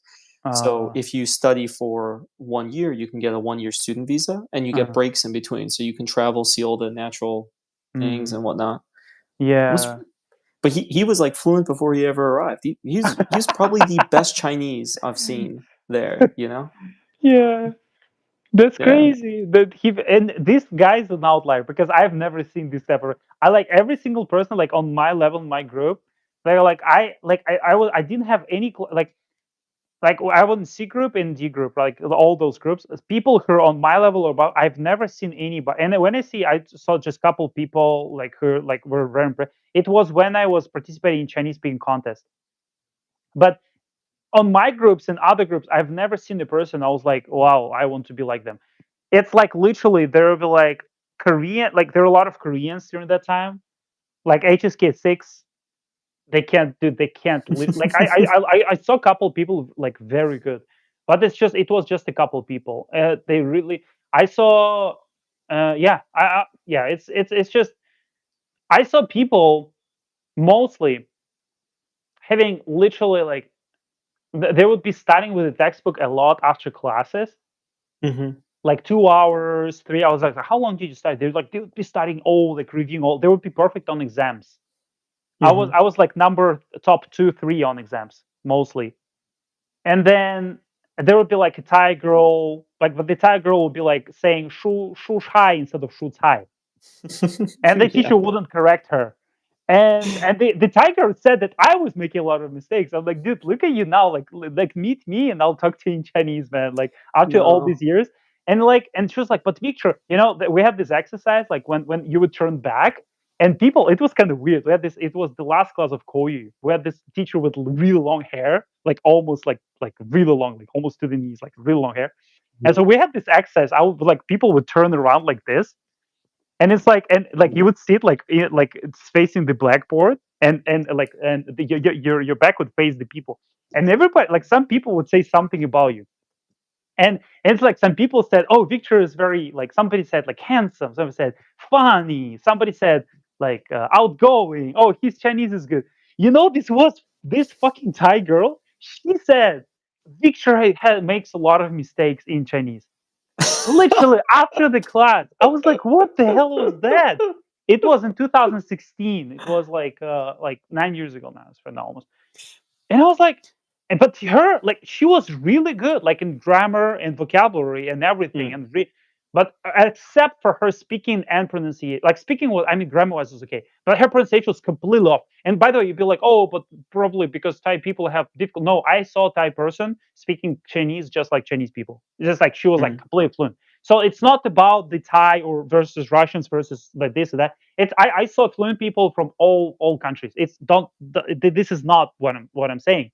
What I'm saying here is that she was perfect in exams and perfect in commenting on my performance and whatever. But her Chinese was actually very bad because her pronunciation is unrelatable completely. Like it's just like it's like I'm sorry, like to be racist, but it's like my first time. Like I'm not being racist here, but first time my English wasn't completely fluent. In 2000, I think 14, I saw Indians speaking English to me like at the hotel. Dude, I couldn't. I thought they were speaking Indian. I was literally seriously thought, and I was like, I don't speak Indian, but they said, we speak English, and I couldn't understand anything. So the same thing is here. It's like the language that she speak like might be speaking is like Chinese, but you couldn't understand her. And I'm talking about the top of the class in like intermediate and then advanced groups, and then you and then you talk about your top of the class. Oh, and every top of the class that I saw, their pronunciation and speaking skills were so much off, and especially the gap within their exam proficiency, which was better than mine, mhm. and their speaking skills and natural like pronunciation, whatever. It was so much like it's such a huge gap. And people tell me like, oh, but you this all the dude. I'm not perfect, okay? So I'm not perfect. You can hear that. I speak English with accent. Like I have accent in every language I speak, including Russian. In Russian, I cannot pronounce Russian R when I say raketa. I say r here. So I have to do like raketa, but it's kind of weird. But ra ra. So this r sound, I have mispronunciation even in my own native tongue. I'm not saying, hey, I'm perfect, but like what I'm saying is that I did push myself to the point much above average, okay, much above average, so that teachers can tell me, Victor, we sent you to Chinese competition for free, like to Shenzhen and Guangzhou, without testing you, without running any competition, because we know you're the best like we've ever seen. I literally I said to Hagung, I went to Hagung Bangunshi after D ban. I was like, I need E group, and they're like, you're completely fluent. Are you kidding us? Like, are you pranking? Like, you don't need to learn Chinese anymore. I was like, no, you don't understand. I'm not good at reading complex characters. I'm not like I need to study. And they're like, they're literally persuading me to stop studying, to stop learning Chinese. Literally, how enough for like 10 minutes. And like I was good enough conversationally, so people would even think that I was better than I actually was. Okay, so now, so you never stop learning, you never stop improving. I'm not perfect. I'm not saying I'm perfect. What I'm saying is that those smart, like book smart people that you might see in those groups in China who spent freaking 5 years there studying, and a lot of those people, the skill level is really not nearly where it should be in comparison to their exams, right? So I'm talking about exams. So I wasn't even like a close like at that time yeah, I was doing pretty good on exams. Sometimes I was even the first like out of the whole group on listening tests sometimes, because my listening was pretty good. But I mean it was kind of rare, but I was like like second, third ish place. Yeah, so basically, yeah, that's the top of the class. It's not even, sometimes not even the top. That's what I noticed, like people like me just do the homework really quickly for 30 minutes, go out and hang out with girls in Chinese. I mean, yeah, that one is much more fun, believe me, than doing the homework. And then you get so much vocabulary, like the words like moji, like I don't know, 嘚瑟啥呀你? Like, did you learn it in the textbook? Like 嘚瑟啥呀? Like, why are you showing off? Like 嘚瑟, showing off. It's like the things that you've never learned. Like I the other day I had the class with a teacher. He knows my Chinese. I would say something, he'd be like, oh, what the hell? He wouldn't expect it because it's not in the textbook. It's always in the real life, Hmm. like like the shenma. They sometimes put shenma in between the words. It's like you say ni hao, so ni shenma hao. It's like if you want to mock somebody, it's like 你好，嗯 It's like, oh, 在什么点? It's like you literally can put shenma in between two character words, and it's just like a mocking. It's like a funny type of thing in some 嗯 context. And he was like, "Oh, what the hell? Like, we didn't learn it." It's like, "Oh my god!" Like he didn't expect it. It's like, "Oh, you're so good." Even like, and he doesn't even know that I can speak like some of the things that I can say. But the thing is that you never learn it from the textbook. There will be so much things like when you're talking, you already mentioned it. Like there will be so many things that you and your girlfriend and her friends are saying that you learn from them while speaking to 嗯 them, or 嗯 even ask them. But it's like it's never shows up in the textbook. Never. they're so critical. Like us, I learned so many curse words from her friends. You know, Yeah. they're always like, I will 北极 call 啦，like 你疯了吗？你有病吗? Like like all 嗯，this real shit, but they never but you'll never get that from a textbook. You have to integrate with the people. What frustrate like my Thai classmates, I had friends with them. They did admit that their pronunciation was bad. And like mm. as much as I tried, I when we have conversations, I would be like, I'm sorry, like I really just don't know what you're saying. And like they're like, it's okay, That's my pronunciation's bad. They know, but yeah, it's just the teachers, the natives can understand. It's like yeah. when Indian people speak with a really thick accent. I'm native in English. I can understand what they're saying, but like my girlfriend's just like, I have no idea what they said. Yeah, Like yeah, it's a so the yeah. teacher. It's but like what I was trying to say. Fuck about the anyways, doesn't matter about all the pronunciation stuff. Like um learning outside the classroom. When I had these classmates that stick in these expat circles, I just couldn't understand it. They're like, why don't you go integrate, make friends with the locals? Like you're here. They actually Yeah, in Dongbei they actually speak like yeah. 比较like pretty 标准，标准, pretty 标 standard 准的 in 口号，English, pretty standard Mandarin, and it's 嗯 like they could, so you can actually talk to them, you can make friends. It's not like when I was learning in Kaohsiung, it was like impossible. They speak Taiwanese, they don't even, it's not even Mandarin. They're speaking not Cantonese, but they just yeah. don't get it. And so, anyways, this is like super critical to integrate and just like excel, supercharge your language learning stuff because you just, but nobody cared. I felt like they just came out there and they're like, I just want to. People, I had some classmates. They were like in Cban or CGIE, and it was Mhm. like they've been studying at Haagen-Dazs for 1 year, 1.5 years, and like they can't do a monologue for 30 seconds, Yeah, yes. and it's like 大家好，我叫金度喜，我是韩国人. Like I no, had this dude, like they weird couldn't accent. even. Yeah. I used to Mm. like imitate weird accents, and I got some people a little bit mad at me back in the day. It's also was a little bit fun. Yeah, I'm a little bit too Mm, direct for mm. America. American PC culture. I'm a little bit too direct for you. You see, you speak English like as if you would be native like in the US. In the US, your accent would Mm, mix in with everyone else's accents, yeah. including mine, and it would just be like, oh, you're American. But some But what Russian it people say that I have an accent. I think that they speak like this. That's why the only thing that they can comment on is my accent. Okay, I still speak better than Lavrov, foreign minister, whatever. Yeah, I mean, Lavrov. yeah, yeah, but I mean, yeah, it's a accent. Accent is an accent. Like I mean, people also think like about an accent. People think that it's static. I think that accent also can like if I go right now, although like I've been speaking English for many years, I learned maybe some of the wrong habits. I go to the US, my accent will be still a little bit smoothed out if I live there for like a couple of years. It will be smoothed out. So I have really close friends with French compagnons, some metal workers, and Mm, so they basically train in the guild, and then they come to the U.S. and they work in the U.S. doing like really high end metalwork stuff. And what I've seen with them is like they could be in the U.S. for 5 years, 10 years, 15 years, and their accent never improves. And like oh, they speak, their English is well below yours, for example, or um, like pretty bad. And you wonder, it's like, how can you be here for 15 years and still not improve your accent? And it's like, it's just because they get stuck in the expat circles. Like they just ah, hang out with the French, they eat dinner with the French, they meet, they go to places with the French, they go to French mm, clubs, they never break out of that bubble. mm, And as a result, they because they're not deliberate. It's like most people drive, for example, when you're learning how to drive a car, it's really fucking hard in mm, the beginning.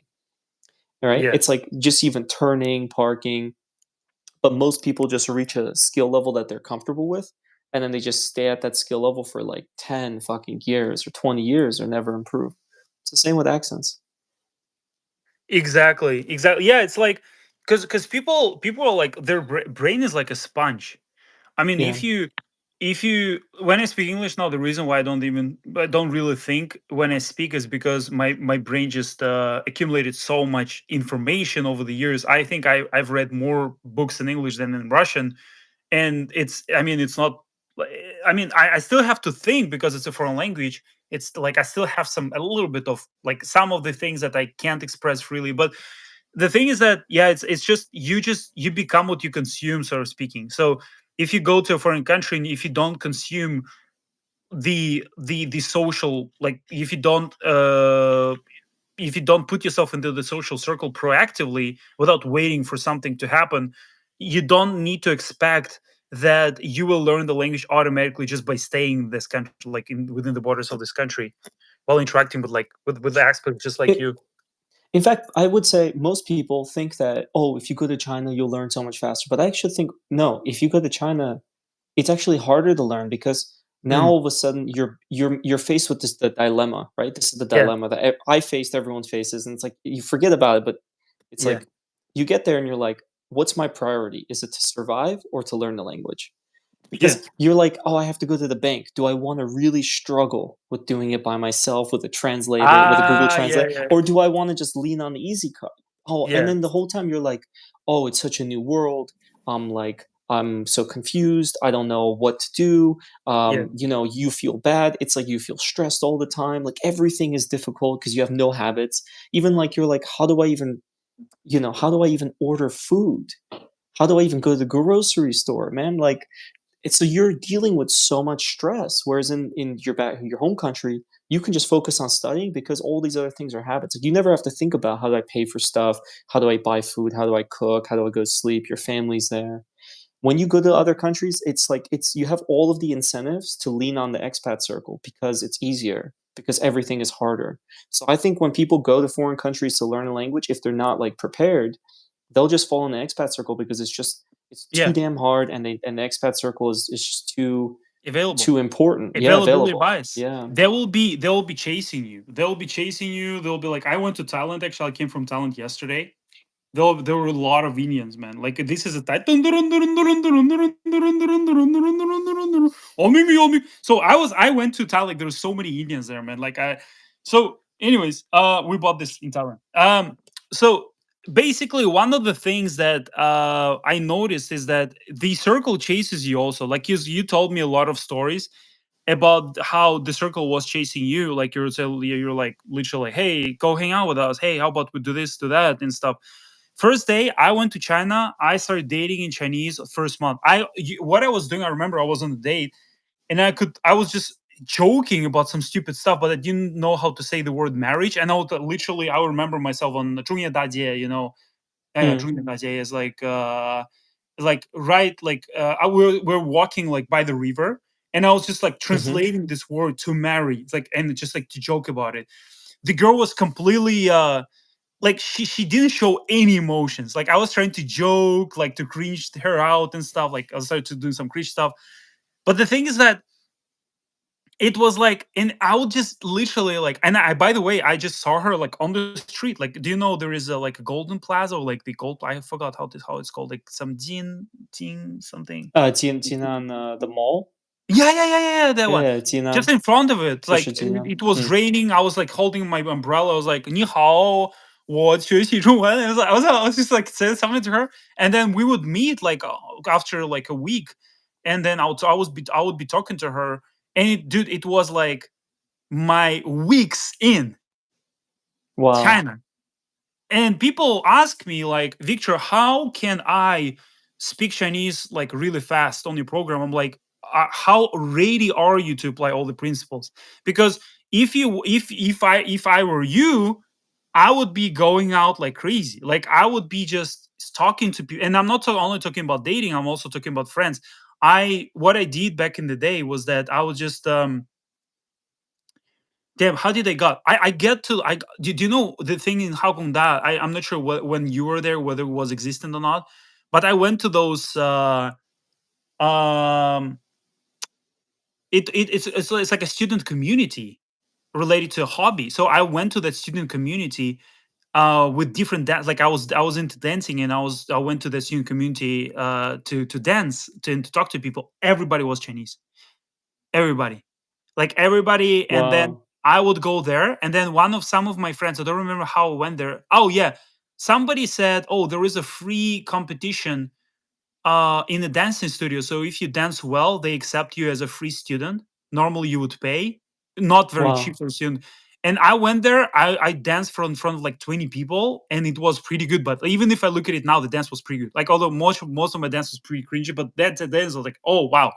I started there, and then I went there and I started, and then I think something, I don't remember how the another thing happened, but I would just go and I would just like talk to people, and then I would go to another dancing studio also for free.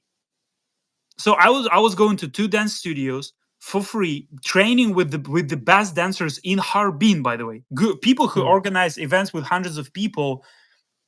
Like I would go there and like dance on the scene in terms of like in front of like, hundreds of people in all those like shopping malls. And I would go and I was just hanging out with so many people, like from everywhere. And this was just even not even related to dating. And when I was dating, it was a completely different path. I mean, I was just speaking only Chinese because not only because I like, yeah, it was proactive, but also they also couldn't speak English and I wouldn't use English either. So And yeah, it was absolutely amazing experience. And after 3 to 4 months, like September, October, November, in December 18, I came to Korea for the first time to just to travel. I was fluent in Chinese. I was already there. I'm fluent. Like I'm fluent. I couldn't talk about different like complicated. It was like limited fluency, not like HSK 5, like very comfortable type of. But then I could like I was very impressive. And people like I remember I was using like Tantan, like a Chinese Tinder. I would meet a girl off of it, and I would go out, and she was like, "But you just a completely fluent." And because I was speaking just like Russian, just like completely in 2016. And then I went to a bookstore and bought a book for learning Korean. But then I got back to Harbin and started learning. Like I went to Zeus class in language school, being Thai, like the across the road, Hmm. across the street from Hangda. I went there and only Chinese people are there. I was like, oh, this foreigner, like and I'm learning Korean. I started learning Korean in Chinese. And here's the thing, like, guess what? Like what I just did, I described three types of situations: hobbies, hobby when then dating, personal life, and then the third one, additional education. And all these three situations were related to only. Do you know what the biggest frustration I had when I just came to Harbin? The biggest frustration was that my roommate turned out to be Russian. And my dream was that I was like, it was really serious for me. And I was like, I went to Chinese like office and I said, you guys need to give me Chinese roommate. I came here to speak Chinese only. And I was so, but then I mean, I didn't spend like I didn't spend time in my room at all. I was going out. I was like hanging out with people and stuff. And then guess how I learned Korean? On my second on my actually like third year in China. Actually, third year in China, I stopped learning Chinese completely. I was just taking classes mostly, just without even any homework, and I was speaking only Korean with Koreans every single time. So I would have class in Hagunda and speak Korean with Koreans, like only Korean, like during the classes. I started dating in Korean on the third year already. And so I had like Korean circle, and I was speaking only Korean and Chinese.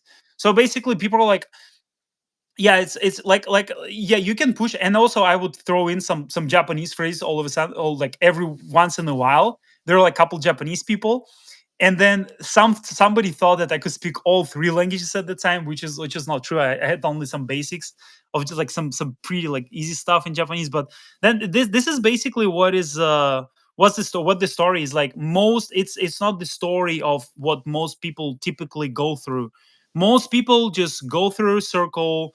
And by the way, what is different about your story and my story is that I don't remember myself um having this situation where people are like chasing like Russians or people like from other countries like chasing me to like hang out. I don't remember that. I was kind of like I choose what to do type of thing. But your situation, like people are like, hey, let's hang out, right? So your situation is kind of different. You're like actively Yeah. resisting, which is It harder. the problem with it was is that like I'm like I was building a different iOS app at the time, right? So it's like on top of taking classes, and it's like 3 hours, 3.5 hours of class, 5 days a week, and then I do homework too, and I like self study, and I also like work like 40 hours a week, 50 hours a week on my stuff. So no one could. I guess I kind of created a bit of a scarcity effect, like because I was never available for anything. And and I can't really tell people I'm like, hey, I got to go home and like program all night long. No one could ever really. No one got that because they're all like students, and I'm like juggling a business together with learning. Um, After I did this presentation at that like shared student community thing on Armenia, and it was like a really good presentation. I really wanted people to understand Armenia, and after that, it was like the attention became crazy. People I didn't even know were adding me on WeChat through shared contacts. People were asking my classmates for my contact, and it was just like, wait, guys, like I'm extremely exhausted because I'm studying like I'm doing 2 hours of homework a day, 3 hours of class, and then I program another 6 hours, 7 hours of work. It's just too much. It was like I can't spend one evening hanging out with you guys. Like that costs. It's like if I spend one Saturday hanging out with people, it's like it's one day of work I missed. Mm. So it was just really tough for me. It was a different experience. Yeah, yeah, yeah. So, yeah, it's also part of, yeah, a part of the reason is like when I was there, there are a lot of Koreans, and Koreans mostly hang out only with Koreans, Mm. like actively. And then when I would be hanging out with Koreans, we would have this language barrier. They wouldn't like they would speak only Korean.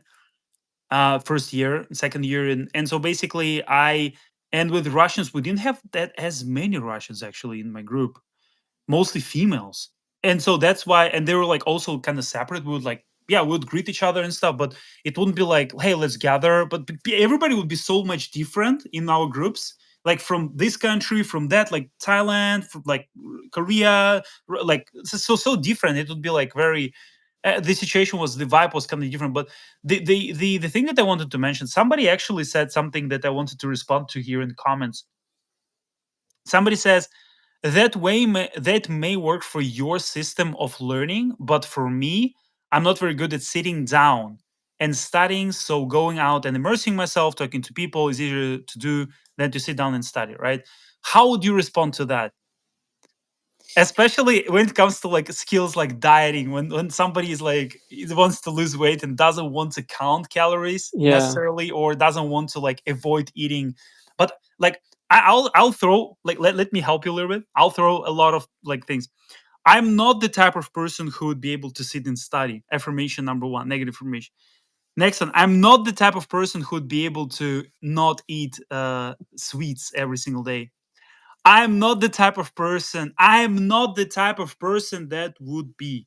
That might work for you, David, but for me, because I'm not like I have this acquaintance, and he said he's really successful. Became a millionaire in his 20s, very successful. But he told me I'm not. But he also told me like I'm very like he's versatile, but he's like I'm not the type of person. I'm bad at learning. Why the hell do you fix yourself like that? Why the Yeah. hell do you frame yourself like that? So that's the question that I have, but that's the only thing I'll leave you with. What do you think about this? So the that whole phrase and everything is it's an identity design. I'm not going to be nice about it. It's an identity design failure Mm. because Yeah. there's this because what happens is your subconscious takes in everything you give it. If you tell it, and there are things, one, I think Jim Rohn said this to me and it shocked me. Like, it's how the truth of it is that if somebody says I'm bad at math, I am bad at math, for them to actually be good at math, or proficient, or even capable of doing it, would be as wrong to their own subconscious as somebody who says I'm an honest person to steal. It's an incompatibility. You won't be able to guide yourself into doing that activity honestly. And those self-limiting beliefs, it's like failure at the starting line. You got it. The first thing you got to tackle is you got to say, like, I don't, honestly, it's not, I'm not saying you should say I'm the type of person that's studying work. Just say, like, honestly, have some self-doubt, like have some skepticism about what your identities even are, because every single thing you've ever learned, including learning how to type in English and all these English words you put together in the comments, typing, all of the stuff you learned in school, it was sitting down in class. Maybe it took a while, but it's like, it's still, learning is the same thing. It's just a repetition. All of us, as functionally as human beings, can do that. And setting up a limiting belief like that, it's like it robs you of all of your enthusiasm, all of your wind, all of your energy that you could direct towards actually making progress. Because the reality is, you might be a slow learner compared to the average. You might be faster than average. You might just be average. But still, with that belief, you won't even try. And the reality is, like, I'm not like Victor. You're saying you learn the fat languages the fastest, except for your clients. I'm probably like a little bit below average in terms of all your clients. It took me much longer to learn and all this. But when you look at my study average over 2 years, I only have like 51 minutes a day. If and that's including class time and everything. So if you think, how much time did I sit in front of a textbook?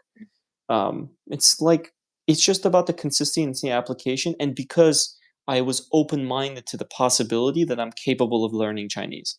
If you have that belief where you're like, the system of learning won't work for me, I'm not good at it, all that stuff just robs you of that you have to just be open to it, that maybe you can actually achieve success if you build a habit and you do it. And honestly, I didn't really believe in myself for the first time, but I was open to convincing myself that actually I'm a language learner, you, and you know eventually it became true.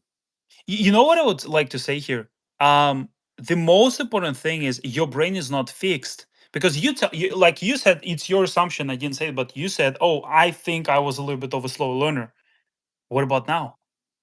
What No, if you definitely open the not. text? Ha! Completely. That's the I'm a thing. fucking amazing learner. That's the thing. What Yeah. I'm saying, like when you were in Hagongda, did you feel like you were a slower kind of learner? That's the thing. But if you go to Hagongda on day one without going through my thing, like just go on day one, you'll be like, oh fuck, I'm a slow learner. Yeah. That would be the thing. So the thing that I'm trying to say here, the key point is that you think it's Gearhead Gaming 1. You think it's fixed. Your intelligence is not fixed. It's scientifically proven. Your brain is not a stone. It the neurocells, the connections in your brain, the physical the gray matter grows physically. It grows gram by like milligram by milligram, whatever. It grows like the you can check out the book How We Learn. You can check out the book by Benedict Scary. It's like you can check out Talent all the Code is a research good book too all about on brain. myelination. Mhm. It's like you don't, your brain is not fixed. You say you're not talented, you're not the type of person. Well, what if I tell you now you are the type of person? Mhm. Now you can. Now you can. Do you want other people to tell you that? I wouldn't wait for that. You can literally. My girlfriend asked me when do I finish, right in the chat here. So so so 아직 좀 이따가 끝나려고. 아, Sorry, 지금 Tehi. 음질이 좋아졌어 지금? 아까 그거 지금 그거 별로 안 좋은데. 그거 아마 좀 she says that my sound quality improved, but I mean, I'm not sure. But is it better now? That's kind of interesting. But yeah, so basically, what I'm trying to say here is that it's not fixed. Your intelligence is not fixed. You can become talented in learning foreign languages. You can become talented in learning Chinese. You can become talented in sitting down and studying. Just try to be strategic about it. But you need to get you always need to understand you need willpower. Gearhead gaming, you need willpower. You need willpower, you need strong motivation, the strong goal, you need a strong burning desire to learn the language. You need to imagine what you're going to be doing with this. You need such a great thing. Because here's the thing, like the thing that I found myself in just after a couple of months, after like a couple of years in Hagunda, I would see all those foreigners and I'll be like speaking like language to somebody and they would be like completely clueless, right? Like around like completely clueless. They were in same conditions as me, same conditions. If you would scan my brain at the beginning of this whole thing, it wouldn't be probably that much different. Yes, people do have predispositions, but here's the thing. Some people are good listeners and good writers, and some people are bad readers. So if you're bad at reading, you assume that you're bad at learning. You might be very good at listening. You can find your own talent. So first one, to leverage your own talent. Second one is just improve on all of those categories. You can be better than any freaking talented guy. Any fucking talented guy I saw in all of my groups, I spent so many hours learning. I would laugh at everybody, man. Like I literally right now I'm learning Japanese in Japanese, and it's the fourth foreign language. It's the third, the most difficult. There are five most difficult languages in the world. Category five: Korean, Chinese, Japanese, Cantonese, Arabic. So five most difficult. I'm learning the third most difficult language. Everybody who I thought would be better than me when I was back in the Russia learning English, now I'm just like a laugh, man. Like everybody who would be supposedly more talented, you can do anything you want. Anything. You can become talented in anything you want. Just be strategic about it. If you start now, if it's kind of late, I mean, today's the youngest you'll ever be, right? It's like, why wouldn't you start now? Today is the youngest you'll ever be. Why wouldn't you start now? I had literally like, and people talk about age. I had a 60-year-old. I was really skeptical. He enrolled. He was learning faster than most 20-year-olds. It's not. It's not like marketing messages. It's really true. I was kind of shocked because this guy seemed kind of weird because he said he would like to write novels in Chinese. I was like, what? He's like 60. He's like in his 60s. He's working in some supermarket. I was like, what the hell? He from America? And I was like, really? But then he was, and he couldn't figure out the audios for the textbook like everybody. And then I started like, and then Zui would have class with him. And then I was like, my heart was so much warmed when I looked at him, because I just realized that he's just like learning exactly and faster than any 20-year-old. I was kind of shocked. Dude, It was so inspiring. I met this when I was freediving in Phuket. There was this guy in his 60s named John, who like came into our freediving group, and like freediving is usually like 20-year-olds, 30-year-olds, and there's this guy who's like in his 60s. And throughout this 1 week of training, he surpassed all of us. Like and I remember at the end wondering, because we did like for example, breath hold static, and like most people reached around 3 minutes, 4 minutes, but he like broke to 9 minutes. He was like the champion of this breath hold and everything. He started diving the 10 meters. By the end, he was diving the 40 meters in 1 week. And at the end, I asked a friend of mine who was a Spanish national champion for diving. I was like, "How does this make so much progress?" And he said he was like, he's an old guy. He doesn't need to prove himself to anyone, and he knows Mhm. himself, and he knows he's capable of doing it. Like he's already got all the groundwork. I think people get better with age. Like they set up the groundwork, the self. Think about all the shit you go through in life. If you Mhm. keep maintaining that growth mindset forever, by like at this pace that you're at, Victor, now, imagine like 30 years from now when you're like in your 60s, like you have a confidence of a lifetime of like self improvement. You can basically do fucking anything. You'd be able to do that stuff, same stuff that guy does as well. Like sometimes there are some old people that are very, very inspiring, man. They do some Exactly. amazing things. Yeah, yeah. I mean, and people just try to limit them. So somebody says they're 24. In 24, you're just exactly at the age, the perfect age to learn. Any age that you're in right now, whether it's 30, 40, 60, whatever. People like, but I'm not, I'm too young, or I'm too old, or something like this. These are all excuses. People will make all the excuses not to learn. Don't justify. You'll always, like, people try to find something outside of their control so that they can just justify their lack of action. Yeah. And the thing, oh, I can't go to the country. Oh, I can't do this. Because it's scary, man. It's so scary to like when if you really open your mind to the possibility of like, oh my god, I can do anything. It's Yeah, terrifying because what you realize is like responsibility. It's it responsibility. it Yeah, also it shows, yeah, it shows you like how much potential you actually have and how much you're wasting by like just watching Netflix and like fucking around every day and doing nothing. It makes you take on this responsibility. Like you start to see the fact that you're underachieving your real potential in life, and you start to become aware of it in a way that you can't go back to. You know how that ignorance is bliss. Like people love to live in ignorance, and these yeah, reasons of like I'm too old or like, oh, I can't go here, those things are great because they keep you in this bliss because you never have to face the truth. But if you face the truth and realize that our brain is a learning machine, the same way these AI today, how do they learn? You just feed it data. Every single human being on this planet has, if you can learn one language, you can learn all the other languages. If you can learn like one skill, you can probably learn all other skills. There's probably some speed, if you're like a genius, you might learn it 3 times faster than a normal human, but you'll never learn it 100 times faster. And if you're slower than average, you're never going to learn something 1,000 times slower than the average. You'll just learn it a few times, but still. So this guy, he's 24, right? But 6 years from now, he's going to be 30. He's either going to be 30 and fluent in another language, or he's going to be 30 and not. Both are possible. One exactly. requires facing the truth. When are you gonna be? Where are you gonna be in 1 year from now? That's the thing. Like, ask yourself, because strategically, just think about it. Like, because today is the youngest you'll ever be. David, when do you need to hop off? Because I charge My my phone's about phone. to die. I'm at the 1%. I got to hop off now. I charge my phone. All right, guys. So let's All finish right. here. We're almost at 2 hours. Um. All right. So it was awesome. Get the app. Click the link down below. We'll also put the link to David's profile. Um. And our free group. So yeah, click the link down below and get it. So it's a